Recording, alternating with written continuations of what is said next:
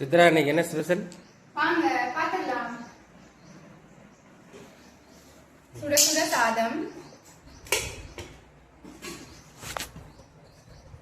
குழம்புக்கு வந்து பச்சை பயிர் வந்து கடையல் மாதிரி பண்ணியிருக்கேன். பச்சை பயிருக்கு வந்து அப்பளம் இல்லைன்னா கொஞ்சம் காரமாக சாப்பிட்டா நல்லா இருக்கும். இந்த கடையல் ரொம்ப டேஸ்டாக இருக்கும் அண்ட் ஹெல்த்தியாகவும் இருக்கும். வந்து காலிஃப்ளவர் வந்து ஃப்ரை பண்ணியிருக்கேன் இன்னைக்கு. ஸ்நாக்ஸுக்கு வந்து செவப்பரிசியும் தேங்காய் போட்டு அப்படியே அவியல் மாதிரி ஒரு பெரட்டல் மாதிரி செஞ்சுருக்கேன். ஸ்நாக்ஸுக்கு ஹெல்த்தியாக கொடுக்கணும்னு சொல்லிட்டு சாப்பிட்டுட்டு லாஸ்ட்டாக சாப்பிட்றதுக்கு கொஞ்சம் தயிர்.